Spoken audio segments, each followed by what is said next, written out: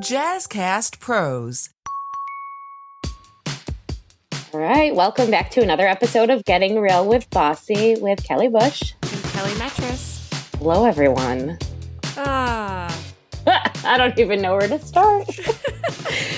I was just saying, Kelly just said we should always hit record once we get started because she was looking at the ceiling. I know you probably aren't watching this, but I could not get my headphones untangled because apparently I am at the age of now my hands have arthritis when it's cold, and I literally could not get them to work to untangle my headphones. So on that note, I would like to, for those of you who can see me, show off my blanket that I get to wear because it's a poncho. And for those of you that can't see me, let's talk about the amazingness of ponchos.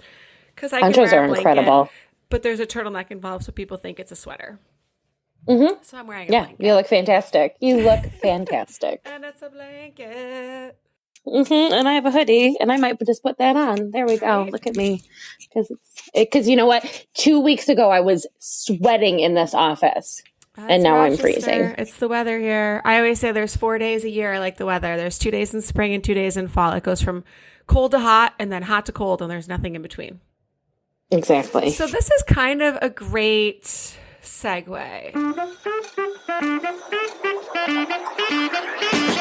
Hi, I'm Kelly. And I'm Kelly, the host of Getting Real with Bossy, the real, raw, and honest podcast about small business ownership. With our experience, 9 businesses and over 25 years, we continue to bear it all and share what we wish we had known. We move past the must be nices and start getting real. And leave with another tool for the next time you feel alone on this journey. Business ownership leads to unexpected knowledge. What are you an expert at? Tell us at Getting Real with Bossy and subscribe today. So Kelly, you know what I want to talk about today? Tell me. I want to talk about stress management and wellness. Okay. I love it. How are you? Do we have feeling? A guest? No, it is just us. How are you feeling today? Other than the cold, I'm feeling okay. I am very stressed out. I am very anxious. I think I'm getting better at dealing with those feelings and naming those feelings. But I mean, it's hard. It is hard. It is hard out here to be a business owner. The hospitality industry is difficult, and it definitely takes a toll on my outside of work life and my body. I was just talking to somebody last night at a networking event, and they have to make this very intricate cupcake recipe for a project they're doing. And I was like, you should send me the recipe because as soon as I get overwhelmed, I go into avoidance mode. Mm-hmm. And I had 1 or 2 things happen, and my body shuts down and I cannot move. Like I get like physically ill, or I decide to bake the most intricate fucking recipe I can come up with so that I can't do anything else for like 6 hours. Yeah. Like my macarons of 2021. Sourdough. Like, exactly. Yeah. And people laugh and they're like, I can't believe you have all this time to bake and you have these kids and these businesses. And I'm like, no, it is a stress relief mechanism because I have to focus on something. I can't sit and get on my phone and doom scroll. I can't get overwhelmed with my inbox and my bill paying and my bank account. I literally have no choice but to stand there and do this thing, or else it's going to get ruined. And the kids, they want to help. As soon as I tell them to wash their hands, they disappear. Oh, wonderful. Or they have to do the dishes afterwards. Yeah. So they're like, oh, I want to help. And I've learned over the years, I'm like, yeah, sure, go wash your hands. And then they either don't want to do that, or they get distracted, or they have to crack an egg and they get grossed out, and then they leave me alone. So then I feel like a good mom on top of it. Right. But I feel like we talk about these things like they're a negative, but like this is how we're coping. This is how we're coping in a pandemic, wherever we are at this point. This is a coping mechanism that is not hurting your body. It is not like I want someday we need to just share, with consent, of course, from Don and Aaron, our group thread, because how many times is it me sending some ridiculous, intricate project because I'm not a baker. And when my body is also not shutting down, I make stuff like on my Cricut and on my little heat press and stuff. And they are for work, but there's certainly not anything that I need to be doing. And I love sending you and here's today how I avoided work. And I think like I feel bad about it, but being able to share it with you guys and not getting like, you should be reconciling your books from July, because that's where I'm at. It just that's what I have to do. Because what else do I'm not a drugs or alcohol person, but I feel like if I didn't have some of these things, I would be. Yeah. I get why that happens. When I bake, I bring the food in to work and share it with my staff. And then I feel like I was still accomplished in working today. I mean, staff morale is huge. I was just talking to Melissa, our president and CEO of the New York State Restaurant Association. If you're listening, hello, Melissa. But we were just talking about like, I know, about ServeSafe and all of the great programs and trainings for staff. And the headline to the article was that the average restaurant employee only stays with the same employer for 3.5 months. And I have people at Marshall Street from day one. That's over 14 years now. Amy helped us open Marshall Street and then opened this place. I'm at the Union Tavern for those who can't see. And she's still with us. And I know you have the same thing. Like we're winning at some stuff. Yes. And if that's because we're baking them treats or I'm making them T-shirts and sweatshirts with ridiculous sayings and stuff, then I think we are still doing our job. Just maybe not the ones that are more pressing. Yes, exactly. Yes. Oh my God. So what are some other things that you do, or how do you respond? It could be positive or negative to stress. Oh God. I'm a fight picker sometimes. I do it with my mom and I do it with my husband. And I feel like they know at this point when I'm just at the level of snark that they have to bite back, that I just need that type of release that's not healthy. I'm grateful that they accept it of me, and I am working on it. I do have a therapist. She's amazing. I'm trying. That's great. I either overeat or don't eat at all for days. That is completely unhealthy. What else do I do? Positive, I obsess over my dog, which means I take him out a lot, and that gets my body moving because, like you said, when those stressful moments happen, everything that's wrong with my body right now with my, torn meniscus and my broken ankle and all of these things I literally cannot fix until I have surgery, which I'm dreading. It gets me out and moving more, which is helping those ailments a little bit. So those are good things. How about you? Well, I avoid bake. We already talked about that. Yes. My baking avoidance through baking. My favorite thing to do, I think I've mentioned before, is to lay supine on the floor. Love that. And usually it's because there's so much floating going on. Like I can't even pick a thing to focus on because there's 8,000 things that are stressing me out and I can't. And it overwhelms all of my senses. So when I lay on the floor, I make sure every single part of my body is flat and touching something so that I can get grounded and centered. Mm-hmm. And I try really hard to not think about things. And usually after some time, something settles, and I've talked before, I have not been walking. I have not pretended like I was a jogger. I have not done yoga. I just have not had time in the past couple of months because we're in emergency mode constantly right now. And I haven't even laid on the floor in a while. So maybe I need to. You need a floor lay. I should do this podcast from the floor. But yeah, there's something to be said for your whole body touching something and being held up and supported by something that's not you. And you're not fighting gravity. That's so beautiful and wonderful. And you talk about this a lot, and I never do that. So when I get there later this afternoon, I'm going up to your office to do that. Just lay on the floor.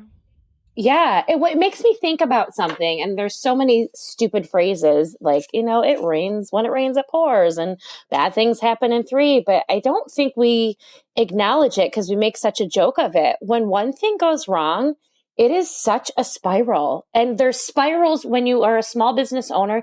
They are I'm thinking if we can edit this someday, a starburst where there's just rays everywhere, because it's not the credit card machine's not working. And here are 6 other things electrically that are not working. The credit card won't work. The dishwasher explodes. Some fuse breaks and I have no power to my stove, which is ridiculous because it's propane, but whatever, not the point. But everything goes wrong in 8,000 directions. I don't know what it is. I don't know what the phenomenon is. I don't know why this is the case, but everything goes wrong all at once and none of it's related. So it's not like, oh, I can call my plumber. Oh, I got to get the HVAC guy in. It's 16 different things and it's impossible to prioritize because they're all in those moments, all serious and all directly affecting your business. Yeah. So what do? You lay down on the floor and let it all float around until the answer comes clear.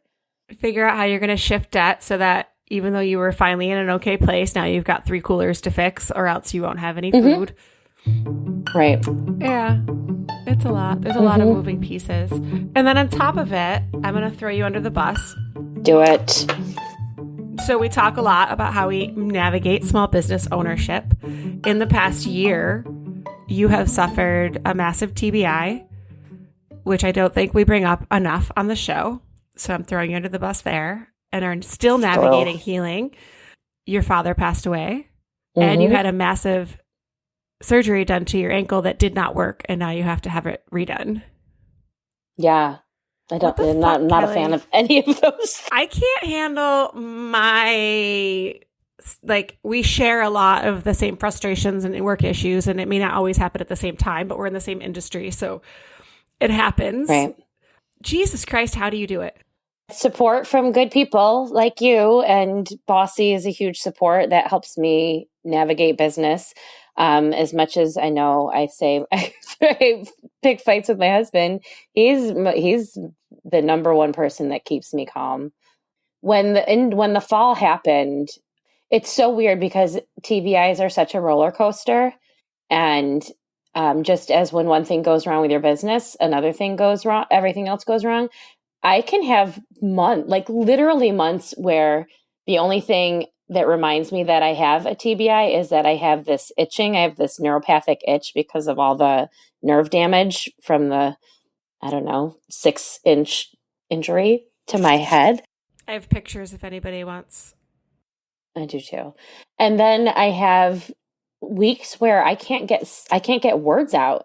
I don't know if you've had really bad hangovers where you have so many things you want to say and it's just all coming out as gobbledygook. That's how I'm like. And there's no rhyme or reason. There's sometimes when I know, on a Friday night, on a busy Friday night, or if I have to do, one of my 2-hour history talks, I know I'm going to struggle the next day. Or if it's loud, I know I'm going to have a hard time hearing. There are some nights when that's fine. And there's some times when I can predict it, but it's completely unpredictable.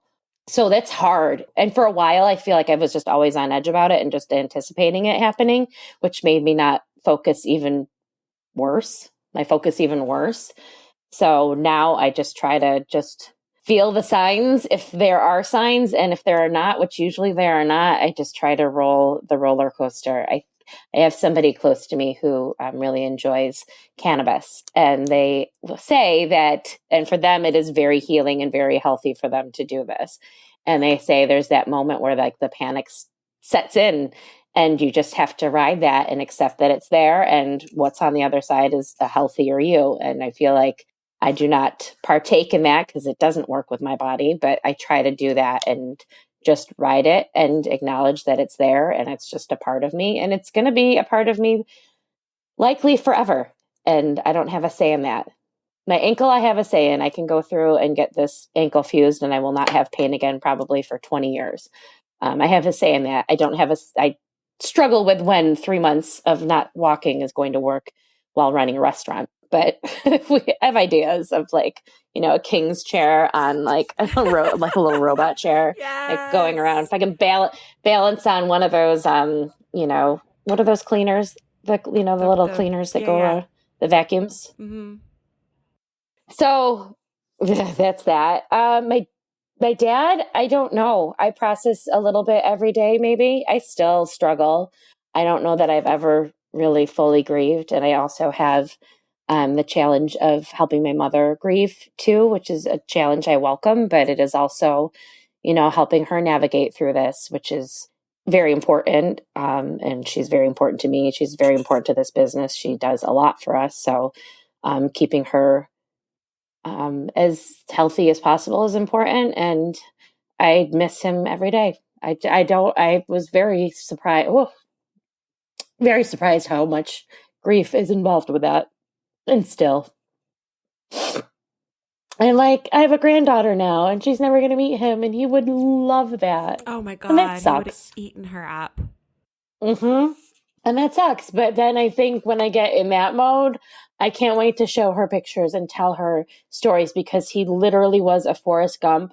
His life was so ridiculous and so absurd that like nobody can believe all of the stories. And some of them, I'll be honest, I don't believe either. But like, I can't wait to have that moment there's a beauty in being able to share the life of somebody that they never met. It makes it more remarkable. It makes it more of a legend.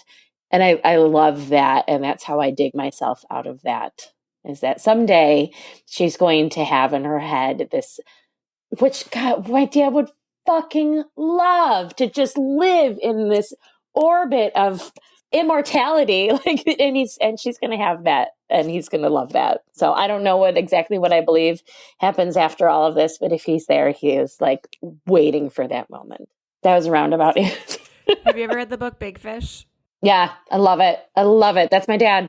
I was going to say, because I read it when I need to remember my father-in-law, and he has very similar characteristics, and we carry on his legacy in a very similar way. I always say that you're the Aaron and I'm the Don. Like, you guys have so many similarities. It's so true.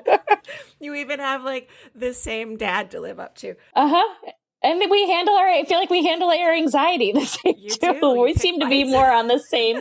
Yeah, I think we've synced up. Aaron and I have synced up, I think, more than you and I have done that. But it's just so much. And I often think like you just do it with such grace. And I don't think that people know the behind the scenes of what it takes to manage life. No, they don't. And, I think back, well, I guess forward, I'm not sure. When we talk to some of our business owners who have had businesses that have had to close, and the conversation is always, I had no idea. It looked like things were going so well. You're doing so much. Like that, can't share that to some level I can share that we have struggles, but like, I can't share that I didn't go to work today because it's my dad's birthday. Like, there's just some things you can't put out there. So nobody does know. And again, another like totally cliche thing, like you don't know what somebody else is going through. You really don't, but we have to, because we are in hospitality. We don't get the freedom to have off days, as you know, with online reviews and things like that. We don't get to mess up when, it's not fair. Do you ever think about how different your life would be with paid time off and disability and bereavement leave and all of the things that we offer our employees? I don't, because I've never had access to those in so long. I don't know, because I feel like now 14 years into entrepreneurship, is that how I function? If I have more time, I don't know. I feel like my brain and my body has been rewired to become a different person. We are a different breed of people. I think there are people that are born to be entrepreneurs. There are people that should be entrepreneurs and do, and they become successful at that. And there's others that don't. And I think it turns you into this type of person that just kind of unfortunately thrives in chaos and processes things in chaos and has a different level of coping skills. I don't know that I have the coping skills of a muggle anymore. So I think like in my brain, I want all of those things, especially ones that give me time off where I actually get paid and my business bills get paid. But I don't know that I function that way anymore. What about you? I've never been good at sitting still, even before I was doing this. I always had 3 jobs, and I'd be like, I have this 2-hour increment where I don't have to do anything. I'll go work. Like, I'll go do something. Right. Mm-hmm. So yeah. Yeah, this was a life you were made for sure. Insanity. I was made for insanity. Uh-huh. Well, that's me putting you on the spot today, Kelly. I love it. I had a good cry. I appreciate those once a day. So yeah, I think this is a great topic we need to talk about more. And maybe this is something we can, I know we bring it up a lot, but maybe this is something we really focus on with our guests, because it's such a huge mental health and managing mental health is so important. And I bet if we asked everybody that we've interviewed in our 900 interviews we've done so far, as it seems sometimes, everybody would have a different answer. And what we could learn from that is just, it amazes me. So we have to do some rechecks. I love rechecking with people, and maybe one day we can put together an episode that is just checking in with 10 people about their mental health and how they're doing and how they're managing it. Maybe we can get people to send us a video. All right. Oh, I love that. I'm going to reach out. But if you are listening and you want to share either a video or a written note to tell us how you're managing your mental health and how you are managing your stress, we would appreciate it, because I love getting new ideas. It was somebody that told me to lay flat on the floor. So yep. If somebody hadn't told me that, I wouldn't have that beautiful thing to share. So please share with us at BossyRock, BossyRock@gmail.com, BossyRock.com. Be bold. Be brave. Be the boss. Be the boss.